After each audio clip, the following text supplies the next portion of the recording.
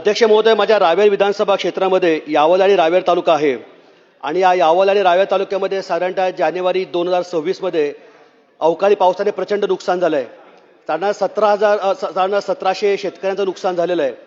या निमित्तानं पूर्ण जी नुकसान भरपाई आहे ती 4 मार्च 2026 ला नुकसान भरपाई सुद्धा देण्यात आलेली आहे.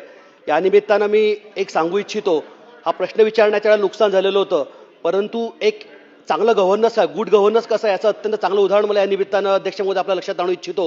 आदरणीय देवेंद्रजींच्या सरकारने मार्च 2026 मध्ये जी आर काढला आणि ज्या 1777 शेतकऱ्यांना नुकसान भरपाई देण्याचा सुद्धा जी आर काढलेला आहे.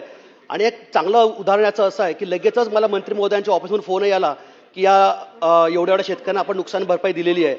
या निमित्ताने अध्यक्ष माझे 2 उपप्रश्न आहेत की जसं जानेवारी 2026 मध्ये ज्या प्रकारे नुकसान झालं तसंच नुकसान माझ्या मतदारसंघामध्ये 8 जून 2023 ला झालेलं आहे, 5 जुलै 2023 ला झालेलं आहे, 1923 जुलै 2023 ला नुकसान झालेलं आहे. अंदाजे 2789 शेतकऱ्यांचं नुकसान झालेलं आहे. केळी, कापूस आणि ऊस, केळी आणि कापूसाचं नुकसान झालेलं आहे. परंतु आजपर्यंत याची नुकसान भरपाई अध्यक्ष महोदय शेतकऱ्यांना मिळालेली नाही आहे.